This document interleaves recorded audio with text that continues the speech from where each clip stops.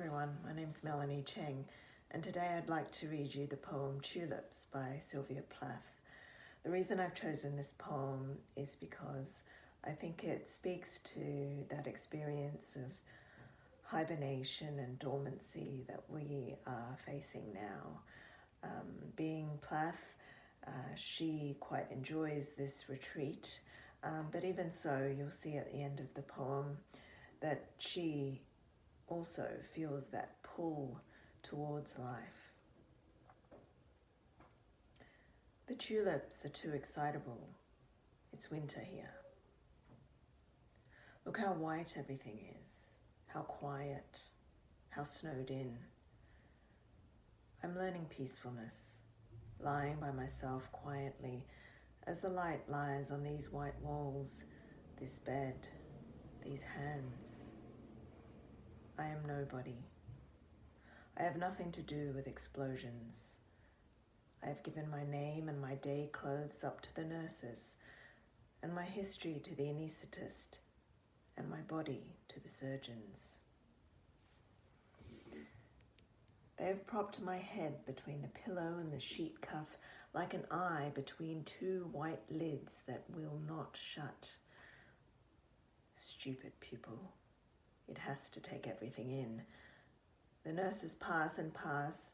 They are no trouble. They pass the way gulls pass inland in their white caps, doing things with their hands, one just the same as another, so it's impossible to tell how many there are. My body is a pebble to them. They tend it as water tends to the pebbles it must run over, smoothing them gently. They bring me numbness in their bright needles. They bring me sleep. Now I have lost myself. I'm sick of baggage. My patent leather overnight case like a black pillbox. My husband and child smiling out of the family photo. Their smiles catch onto my skin. Little smiling hooks. I've let things slip. A 30-year-old cargo boat stubbornly hanging on to my name and address. They've swabbed me clear of my loving associations. Scared and bare on the green plastic pillowed trolley, I watched my tea set, my bureaus of linen, my books sink out of sight, and the water went over my head. I'm a nun now.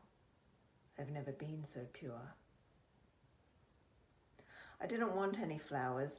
I only wanted to lie with my hands turned up and be utterly empty. How free it is. You have no idea how free. The peacefulness is so big it dazes you, and it asks nothing. A name tag, a few trinkets.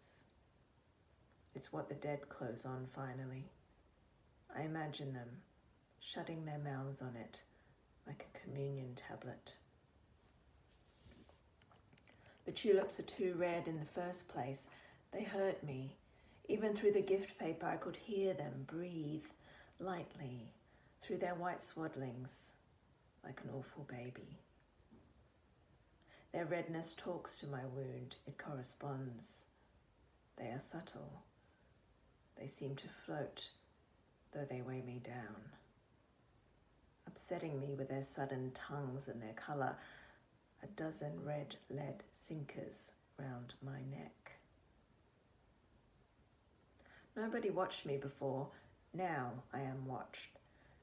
The tulips turn to me, and the window behind me, where once a day the light slowly widens and slowly thins, and I see myself, flat, ridiculous, a cut paper shadow between the eye of the sun and the eyes of the tulips.